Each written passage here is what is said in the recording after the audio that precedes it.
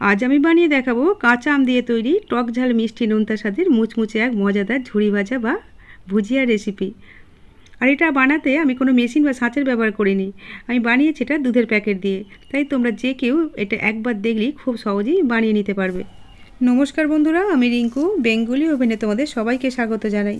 নিশ্চয়ই তোমরা সবাই খুব ভালো আর সুস্থ আছো। কাঁচা আম দিয়ে তৈরি এই মুখরোচক দারুণ সুস্বাদু ভুজিয়ার স্বাদ যদি একবার পেয়ে যাও তাহলে এই রেসিপিটা তোমরা বারবার বানাতে চাইবে। আর এটা বানানো এতটাই সহজ যে কেউ একবার দেখলেই বানিয়ে নিতে পারবে। আর এটা একবার বানিয়ে 2 মাস পর্যন্ত স্টোর করে রেখে দেওয়া যাবে। আর একদম অন্যরকম স্বাদের, যে স্বাদ তোমাদের সবার মন জয় করে নেবে। আর আমি নিশ্চিত এই পদ্ধতিতে বা এইভাবে কাঁচা আম দিয়ে ভুজিয়া এর আগে তোমরা কোনো দিনও বানাওনি। তাহলে চলো বন্ধুরা রেসিপিটা শুরু করি। এর জন্য প্রথমেই আমি এই দুটো মাঝারি সাইজের আলুকে সিদ্ধ করে নেব। আমাদের প্রয়োজন একটা সিদ্ধ আলুর, কিন্তু অনেক সময় আলুর ভিতরের অংশ শক্ত থেকে যায়, তাই আমি দুটো আলুই সিদ্ধ করে নিলাম। এর জন্য ওভেনে একটা প্যান বসিয়ে দিয়ে তাতে দুটো আলু দিয়ে দিলাম, কিছুটা জল দিয়ে দিলাম আর কিছুটা লবণ দিয়ে দিলাম। তোমাদের কাছে যদি আগে থেকে সিদ্ধ করা আলু থাকে তাহলে সেই আলুটাই নিয়ে নিও। মাঝারি ফ্লেমে 6 থেকে 7 মিনিট আলুগুলো ফুটিয়ে নিয়েছিলাম। দেখো আলুগুলো সিদ্ধ হয়ে গেছে। এবার এগুলো ঠান্ডা হতে থাক, ততক্ষণ আমরা অন্য প্রিপারেশানগুলো করে নিই। এখানে আমি মাঝারি সাইজে দুটো আম নিয়ে নিয়েছি। আমগুলোকে ধুয়ে পরিষ্কার করে নিয়েছিলাম। এবার আমের খোসাগুলোকে পুরো ভালো করে ছাড়িয়ে নেব। দুটো আমেরই খোসাকে আমি খুব ভালো করে ছাড়িয়ে নিয়েছি।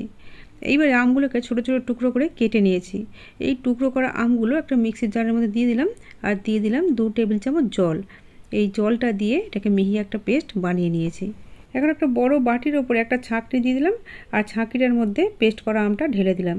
এইবারে এইভাবে চামচের সাহায্যে এটাকে ছেঁকে নিতে হবে। যদি আমের মধ্যে কোনো শক্ত অংশ বা বড় কোনো টুকরো থেকে থাকে তাহলে ছাঁকনির মধ্যে আটকে যাবে, কারণ আমাদের মিহি পেস্ট দরকার।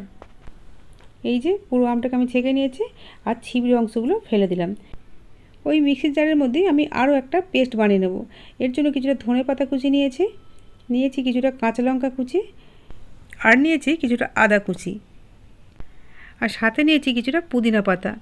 এই পুদিনা আমের সাথে খুব ভালো যায়, তাই আমি দিয়েছি। তাছাড়া এটা আমার বাড়ির টবে হয়েছিল, তোমাদের হাতের কাছে থাকলে দেবে, আর না হলে এটা স্কিপ করে যাবে। এখন আমি আগে থেকে সিদ্ধ করে রাখা আলুটা এর মধ্যে দিয়ে দেব। প্রথম আলুটার মধ্যে ভিতরে একটু শক্ত অংশ ছিল, বাদ গিয়েছিল অনেকটা, তাই আমি দ্বিতীয় আলু থেকে অর্ধেকটা দিয়ে দিলাম। মোট এখানে একটা আলুই আছে। সব কিছু একসাথে এটাকেও মিহি পেস্ট বানিয়ে নিয়েছি। এইভাবে ছাঁকনি দিয়ে আগের মতো করে এটাও ছেঁকে নেব। তাই পেস্টটাকে ছাঁকনিতে ঢেলে নিলাম, তারপর চামচের পিছন দিয়ে চাপ দিয়ে এইভাবে ছেঁকে নিতে হবে।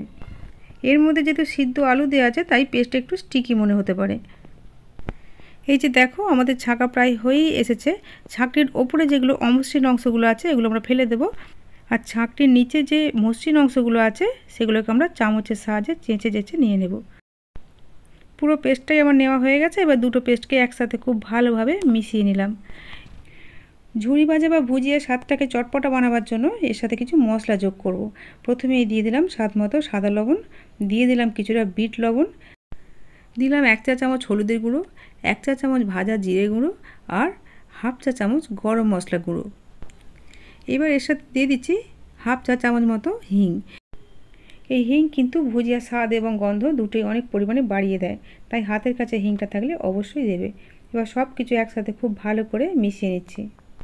সব মশলাগুলো পেস্টের সাথে খুব ভালো করে মেশানো হয়ে গেলে এবার এর সাথে আমি বেসন দিয়ে দিচ্ছি। বেসনটা অল্প অল্প করে দিতে হবে আর এই পেস্টের সাথে মেশাতে হবে। বেসনটাকে ব্যাটারের সাথে খুব সুন্দর করে মিশিয়ে নিয়েছি। আমাদের ব্যাটারটা কিন্তু এখনও রেডি হয়নি, এতে আরও বেসন এবং সাথে চালগুঁড়ি মেশাতে হবে।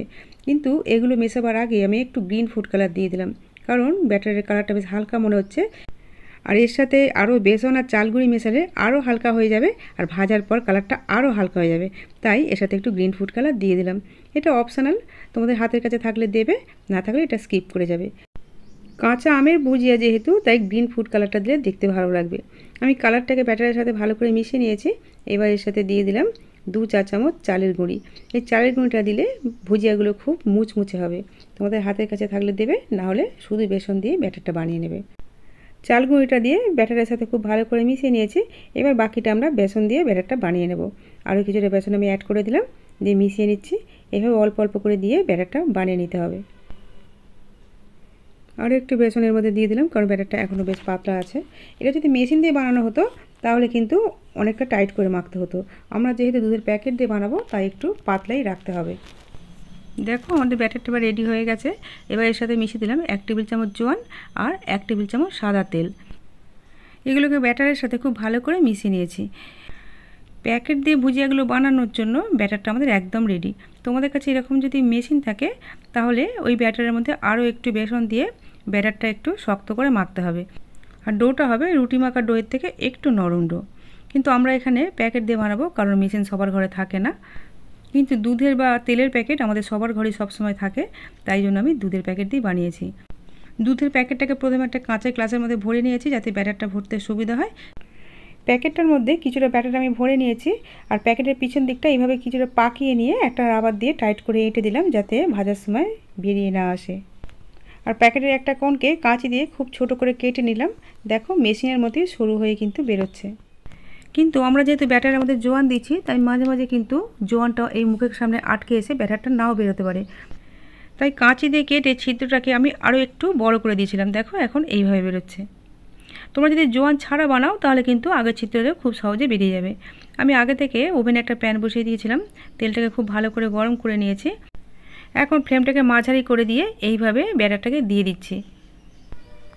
ব্যাটারটা তেলে দেওয়ার পরে 40 থেকে 50 সেকেন্ড পর্যন্ত কোনো রকম খুন্তি লাগানো যাবে না, কারণ এই সময় খুব নরম আছে। প্রথমে যখন দিয়েছিলাম তখন অনেক বাবলস ছিল তেলের মধ্যে, এখন অনেকটা কমে গেছে। এখন বুঝতে হবে যে উপরের পোর্শনটা শক্ত হয়ে গেছে, এবারে উল্টে দিতে হবে। এখন ফ্লেমটাকে রেখেছি লো টু মিডিয়ামে। এইভাবে উল্টে পাল্টে ভেজে নিতে হবে। ততক্ষণই ভাজতে হবে যতক্ষণ না এটা পুরোপুরি মুচমুচে হয়ে যায়। এটা ভাজতে 2 থেকে 2.5 মিনিট সময় লাগে। যখন তেলের মধ্যে বুদবুদ বা বাবলসগুলো কমে আসবে তখন জানবে এগুলো ভাজা হয়ে গেছে, সেই সময় তুলে নিতে হবে। এই যে দেখো ভাজা হয়ে গেছে, আমি এবার তেল থেকে ছেঁকে এগুলোকে তুলে নিচ্ছি। বন্ধুরা তোমরা আওয়াজ শুনে বুঝতে পারছো এই ভুজিয়াগুলো ঠিক কতটা মুচমুচে হয়েছে। এগুলো তোলা হয়ে গেলে গরম তেলের মধ্যে আমি আরও কিছুটা ব্যাটার দিয়ে দিলাম। একইভাবে আমি বাকি ভুজিয়াগুলো ভেজে নেব। সব ভুজিয়াগুলো ভাজা হয়ে গেলে ওই তেলের মধ্যে আমি কিছুটা চীনাবাদাম দিয়ে দিলাম। এই বাদামগুলোকে তেলের মধ্যে নাড়াচাড়া করে ভেজে নিতে হবে। যেসব বন্ধুরা আমার চ্যানেলটাকে সাবস্ক্রাইব করে রেখেছো তাদেরকে অসংখ্য ধন্যবাদ ও আন্তরিক ভালোবাসা। আর যেসব বন্ধুরা আমার চ্যানেলে আজকে নতুন এসেছো বা এখনও সাবস্ক্রাইব করোনি তাদের কাছে আমার অনুরোধ, চ্যানেলটা সাবস্ক্রাইব করে তোমরা আমার পাশে থেকো।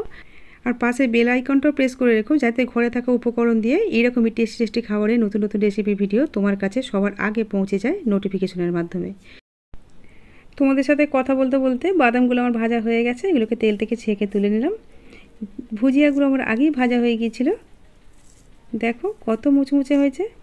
এইবার এই ভুজিয়াগুলোর সাথে আমি বাদাম ভাজাগুলো মিশিয়ে দিচ্ছি। বাদাম ভাজাগুলো ভুজিয়ার সাথে ভালো করে মিশিয়ে নিয়ে এবার এর সাথে একটু কাশ্মীরি লাল লঙ্কার গুঁড়ো দিয়ে দিলাম। অন্য কোনো মশলার সাথে মেশাবো না, কারণ আম নিজেই টক আর বাকি স্বাদগুলো আমরা দিয়েই দিয়েছি আগে। কাশ্মীরি লঙ্কা গুঁড়োটা দিয়েছি শুধু দেখতে ভালো হবার জন্য, তোমরা ইচ্ছা করলে এটাকে স্কিপ করতে পারো। বন্ধুরা এখন তো বাজারে কাঁচা আম পাওয়াই যাচ্ছে, তোমরা তাহলে এইভাবে একদিন ঝুড়ি ভাজা বানিয়ে খেও আর আমাকে কমেন্ট করে জানিও ঝুড়ি ভাজাগুলো তোমাদের কেমন লেগেছিল। আজ তাহলে এই পর্যন্তই, তোমাদের সাথে আবার দেখা হবে পরের ভিডিওতে। তোমরা ভালো থেকো, সুস্থ থেকো, সাবধানে থেকো। এতক্ষণ ভিডিওটা দেখার জন্য তোমাদের সবাইকে অসংখ্য ধন্যবাদ।